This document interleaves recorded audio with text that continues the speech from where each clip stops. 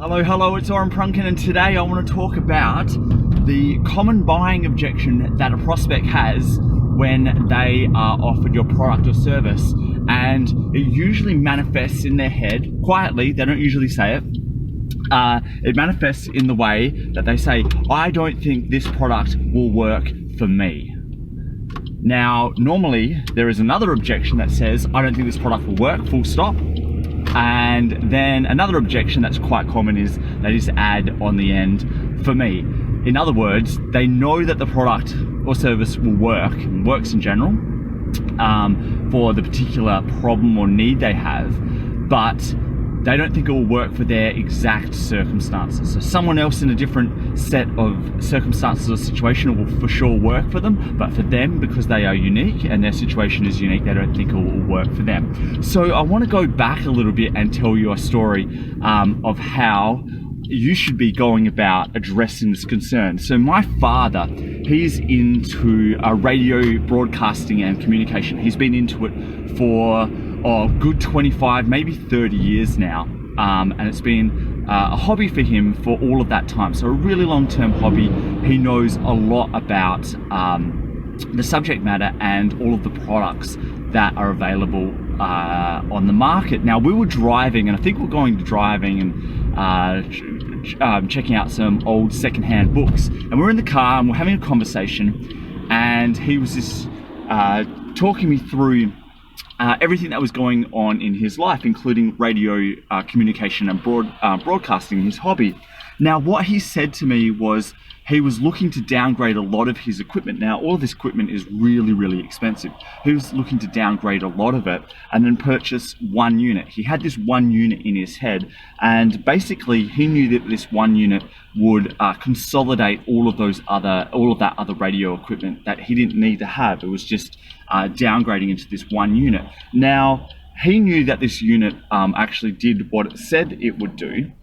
He also had the financial resources to go purchase this, and he also obviously had the need to go out and buy it. But the one thing that was in his head was, do you think this product or service will work for him in his situation? Now, the seller of this equipment had put all of those specifications around the unit up on the sales page, explaining all of the features and all of the benefits, and there were even some testimonials up there to say, look, yes, there are other people that have gone and purchased this product and it works.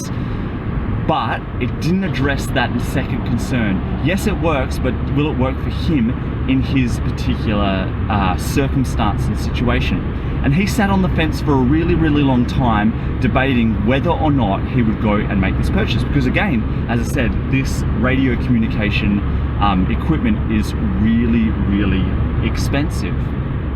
So the lesson here, and the seller, the vendor, what really shot themselves in the foot about making a easy sale and turning my dad from a prospect into their customer was they failed to know the difference between a testimonial, the purpose of a testimonial, and the purpose of a case study.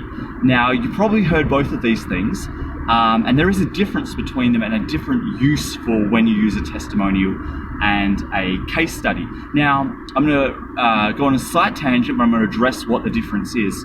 Now, there are a couple different ways that you can demonstrate that a product works. For example, I can say, this product works. Me as the vendor, and I say that. Now, that has a little bit of weight, but people could lie, for example, and the vendor could be lying. So it doesn't have as much weight as then a customer.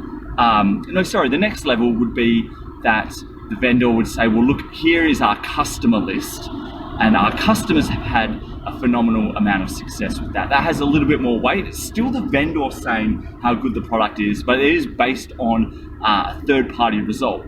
The next level after that could be, for example, that they use a testimonial, just like this vendor did, which is actually the prospect or the customer now saying how good the product is. It's not even the vendor saying it, it's the vendor demonstrating that, look, a customer has gone out and used this and it is still good. Now, that testimonial, as I said, in the wording I used, the testimonial only, the wording gets to the point of saying it works, and it works as a product as it says it does. It doesn't actually go in to will it work for a specific person with a specific need in a specific situation. Now that's where a case study comes in. Now a case study is actually published by a vendor, and it walks through a journey, or it works through a story, and the hero's journey. Basically, it starts with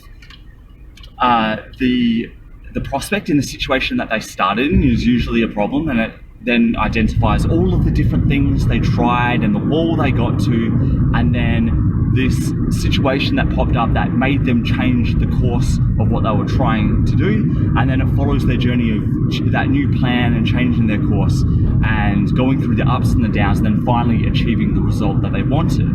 So that's obviously like the very basic hero's journey story in most Hollywood movies, and literally every fiction book follows. But the crucial bit is that very first part of the story, the part where you as the vendor help identify the situation that prospect was originally in. And that is the key component that places my dad, for example, who wants to know if it will work for him, in that situation. He can say, yes, that situation is exactly the same situation I'm in. Now that I know that this product works, it works for this exact situation that I'm in, he will be sold just like that. Now, if the case study says I'm in a different situation, again, my dad can make a very informed decision to say, you know what, even though this case study isn't in the same situation as me, I can take the risk because I think it will.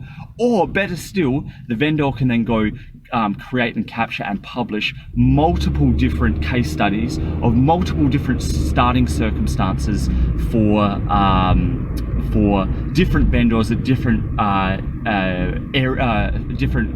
situations in their product